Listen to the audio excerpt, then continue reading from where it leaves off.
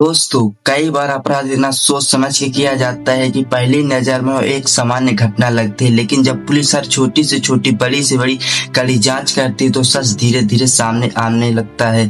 आज की कहानी में कुछ ऐसा ही होता है। एक 18 वर्ष की युवती ने अपने ही घर में मृत पाई जाती है। परिवार को इसे आत्महत्या बताया जाता है। पड़ोस में रहने वाले एक युवक पर शक बताया जा रहा है और पुलिस उसे हिरासत में ले चुकी है, लेकिन पोस्टमार्टम का रिपोर्ट आते ही मामला पूरा पलट गया। जिसे आत्महत्या बताया समझा जा रहा था, दरअसल वो एक हत्या का मामला निकला जिसको मारा गया है। इसके बाद पुलिस करीब 22 दिनों तक लगातार जांच करती है और असली आरोपियों का नाम सामने आता है।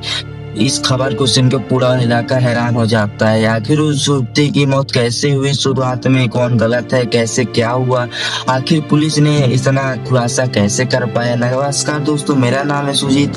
आइए जानते हैं इस पूरे मामले को। यह मामला उत्तर प्रदेश के शामली जिले के कांथा थाना क्षेत्र के अंतर्गत आता है। 1 जुलाई 2026 को सुबह बाकी दिनों की तरह सामान्य सुबह होती है। परिवार के सदस्य अपने काम पर व्यस्त थे। 2 बच्चे पढ़ाई करने के लिए स्कूल निकल चुके थे और पिता और उनकी पत्नी कुछ देर के लिए बाहर कहीं चले गए थे। घर में केवल 18 वर्ष की हिना अकेली थी। करीब 1.5 घंटे बाद जब उसके पिता घर लौटे तो उन्होंने अपनी बेटी को कमरे में मृत अवस्था में पाया। दृश्य देखकर उन्होंने शोर मचाया और कुछ ही मिनटों में आसपास के लोग घर के बाहर इकट्ठा हो गए और हर किसी के मन में केवल एक ही सवाल था कि ये कैसे हुआ, ये युवती की जान कैसे चली गई। सूचना मिलते ही पुलिस मौके पर पहुंचती है। घटनास्थल की जांच होने पर सबका पोस्टमार्टम करने के लिए भेज दिया जाता है। शुरुआती पूछताछ के दौरान पुलिस ने पड़ोस में रहने वाले एक युवक पर आरोप लगाया। उसका कहना था कि बेटी और युवक के बीच बहुत ही ज्यादा जान पहचान थी और उसी वजह से यह घटना हो सकती है। पुलिस ने शुरुआती में संदेह के आधार पर उस युवक को और उसके एक साथी को पूछताछ करने के लिए हिरासत में ले लिया गया, लेकिन पूछताछ के दौरान वो युवक बोलता रहा, बार बोलता रहा, एक ही बात कहता रहा कि मैं हिना को जानता हूँ लेकिन उसकी मौत से मेरा कोई संबंध नहीं है। उसके बयान और घटना स्थल से मिले कुछ सुराग आपस में मेल नहीं खा रहे थे। इसी बीच पोस्टमार्टम रिपोर्ट पुलिस की हाथ लगी और यह मामला पूरे ऐसे मोड़ ले लिया जैसे किसी ने काल्पनिक भी नहीं सोचा था। रिपोर्टर के स्पष्ट संकेत से मौत केवल फांसी लगने से नहीं हुई। जांचकर्ता के अनुसार हत्या का आशंक मजबूत मिला है, जिसके कारण से मामूली तहत बदला गया और पुलिस ने हर संभावना को दोबारा जांच करने की कोशिश की है। जांच के दौरान परिवार के बारे में ऐसी जानकारी सामने लगी है जिन्होंने जांच की दिशा बदल दी है। यहीं से शुरू हुई सच की तलाश, जिससे 22 दिन के बाद पूरे इलाके में चौंका दिया। पोस्टमार्टम की रिपोर्ट आने के बाद पुलिस मामले को नए सिरे से फिर से शुरू से नए तरीके से जांच करना स्टार्ट कर देती है। जिस तरीके से आत्महत्या माना जा रहा था उसे हत्या का आशंका बताया जा चुका था। ऐसे ही जांच की टीम घटना स्थल पर मिलते हुए हर एक छोटे बड़े सबूत को अच्छे से विश्लेषण किया करती थी।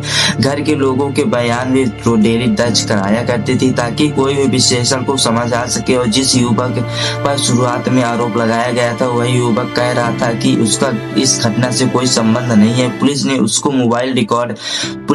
मोबाइल रिकॉर्डर, लोकेशन एंड अन्य उपलब्धियों के जांच की है। शुरुआती में ऐसे स्थल पर कोई स्पष्ट सबूत अभी तक नहीं मिला है जिससे साबित हो सके कि वह आरोपी यही था या फिर जांच करने की दिशा भी बदल सकती है। पुलिस ने अपने परिवार के पृष्ठभूमि, रिश्ते और पिछले कुछ महीनों की परिस्थितियों का खंगाल किया एंड उन दोनों के साथ परिवारों के साथ कुछ बात भी जानकारी भी मिली जिन्होंने नई खबरें, नए सवाल पैदा खड़ा कर देती है। इसके बाद अधिकारियों ने परिवार के सदस्यों को दोबारा पूछताछ करने की कोशिश की, लेकिन जब टीम उनके घर पहुंची तो पता चला कि परिवार वहां मौजूद नहीं है।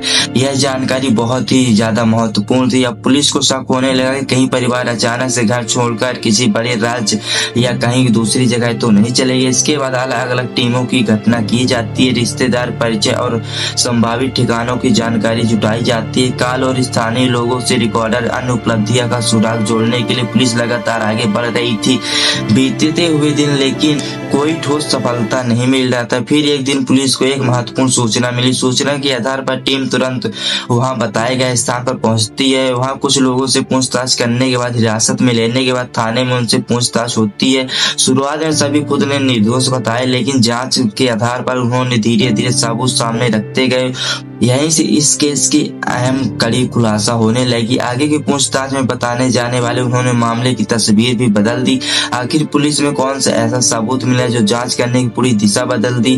क्या ये सच में असली आरोपी हैं जिन पे अभी तक शक किया जा रहा था? लगातार कई दिनों से जांच हो रही थी, पुलिस के हाथों में कुछ ऐसा सुराग नहीं मिल रहा था जिन्होंने पूरे मामले की दिशा बदल दी। जिन लोगों ने इसी ने ज्यादा ध्यान नहीं दिया था वही बयान बहुत ही महत्वपूर्ण होने लगे। पुलिस ने उपलब्धि तकनीकी साक्ष्यों, गवाहों के बयानों, घटना स्थल से जुड़े मिले हुए कुछ सुरागों की पूछताछ के दौरान एक दूसरे से मेल नहीं खा रहे थे। यही विशेषण जांच अधिकारियों का संदेह बना हुआ था, मजबूरी करता था कि संदेहों को दोबारा गणना पूछताछ की जाए और उनके सामने उपलब्ध सबूत रखे जाए और उनका जवाब हर बार बदलता रहा। धीरे धीरे घटनाओं की असली तस्वीर सामने आने लगी। जांच के अनुसार पुलिस निष्कर्ष पर पहुंची। घटना को इस तरह प्रस्तुत किया करने की कोशिश की गई जिससे कि आत्महत्या जैसी नहीं दिखाई दे, लेकिन वैज्ञानिक जांच और पोस्टमार्टम से निष्कर्ष होता है कि इसके बाद पुलिस ने मामले की कानूनी कार्रवाई करते हुए संबोधित आरोपियों को अदालत में पेश करता है और वहीं जिन लोगों को शुरुआती में संदेश पर कार्रवाई हुई थी उनके खिलाफ पर्याप्त समीक्षा नहीं मिली। उन्होंने कानूनी प्रक्रिया के अनुसार राहत मिलने। इस मामले से एक बार फिर से दिखाई देता है कि गंभीर अपराध केवल शुरुआती आरोपियों के आधार पर निष्कर्ष नहीं किया जा सकता। अंतिम सच्चाई पहुंचने के लिए निष्कर्ष जांच करनी होगी। वैज्ञानिक साक्ष्य और धर्मों के बेहद महत्वपूर्ण इस घटना से सबसे बड़ी सबक मिल सकते हैं। अपराध को छिपाने से सबसे बड़ा सबक यही मिलता है कि अपराध छिपाने की कोशिश में कुछ समय के लिए सफल दिखाई देगा, लेकिन जांच की दिशा बदलने और आगे की सच्चाई जानने से आप अपराध एक दिन तो फंस ही जाएगा। अगर आपको ये वीडियो कैसी लगी, थोड़ी सी वीडियो पसंद है, वीडियो को लाइक करके अपनी राय कमेंट में जरूर बताइएगा।